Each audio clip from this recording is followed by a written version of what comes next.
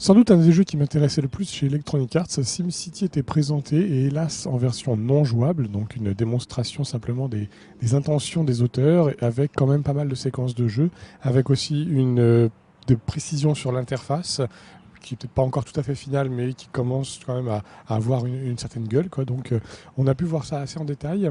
Et alors, pour cette preview vidéo, on va quand même rester sommaire, hein, on va détailler tout ça un peu plus dans la preview écrite, mais on retient quand même principalement que cette démo était axée sur le côté complémentaire de plusieurs villes. Alors, les développeurs parlent de gameplay multijoueur asynchrone, dans le sens où on n'est pas obligé de jouer toujours en même temps, tous les autres joueurs ne sont pas obligés de gérer leur ville simultanément, mais pour autant, on va pouvoir profiter des villes voisines alors grâce à la connexion Internet, hein, des villes voisines qui vont avoir certaines spécificités. Quand on crée une ville dans SimCity, on peut, au départ évidemment, faire une ville toute simple, on la fait grandir, on accorde la population, mais on peut aussi la spécialiser et lui donner comme ça une orientation davantage tourisme, une orientation davantage industrielle, et ainsi donc miser comme ça sur la complémentarité entre les villes d'une même région.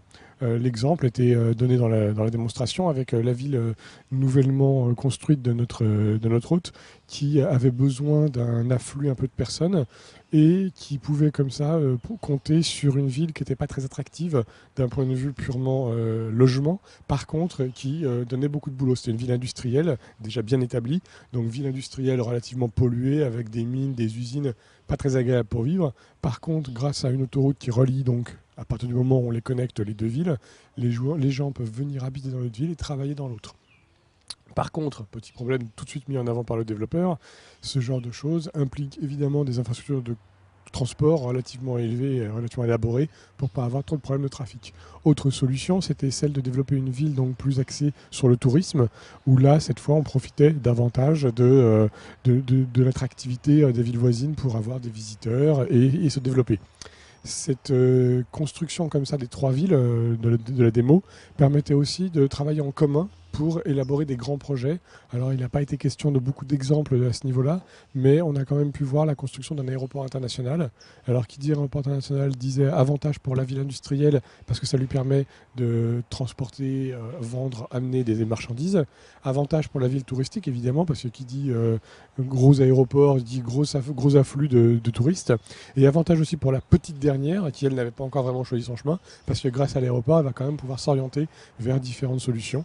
Alors, tout ça nous amène à penser que ce SimCity donc, est quand même vraiment très complet, très intéressant.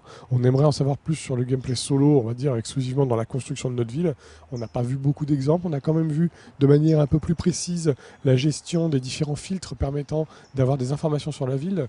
Donc dans SimCity, on construit une ville, mais on doit faire attention évidemment au coût du terrain pour que les gens puissent s'y installer, on doit faire attention aux infrastructures de transport, on doit faire attention à la criminalité, on doit faire attention à l'électricité, l'apport d'électricité. Et donc tout ça, on l'a pu le voir au travers de différents filtres. Tout simplement, quand on construisait par exemple pour résoudre le problème du trafic, on décide de construire les transports en commun et on pose une station de bus. On pose la station et au moment où avant de cliquer, au moment où on commence à la placer, automatiquement le jeu génère une sorte de cercle, de carte avec cercle concentrique, nous donnant, ici c'est ouvert, bien au centre, c'est donc super bien desservi, puis un peu plus jaune, les gens vont avoir un peu plus à marcher pour aller jusqu'à la station de bus, puis carrément rouge, là ils vont pas le faire. Donc comme ça nous permet de voir un peu sur la carte comment ça va se gérer tout ça. Même chose pour l'approvisionnement d'électricité, on voit automatiquement en un clin d'œil quelles zones sont en infériorité, enfin manque d'électricité, quelles zones en ont suffisamment. Et ça a été l'occasion pour les développeurs de nous montrer qu'il est possible ensuite d'améliorer, donc ça on l'avait vu dans une preview précédente, d'améliorer les bâtiments. Là on a vu quelque chose d'un peu plus précis avec la construction d'une centrale électrique et surtout ensuite avec la construction d'une nouvelle mine.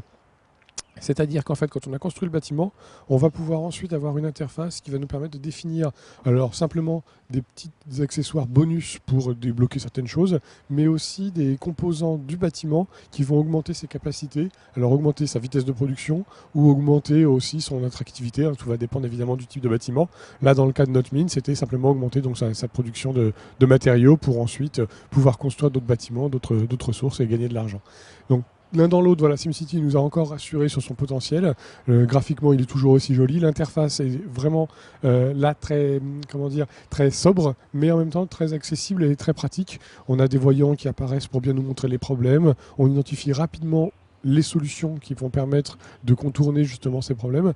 Et donc voilà, de fil en aiguille, on arrive à un jeu qui paraît bien construit, même si on a encore le temps évidemment de voir tout ça plus en détail. En particulier, on l'espère, au cours d'une séquence de end zone avant la sortie qui arrivera en février prochain.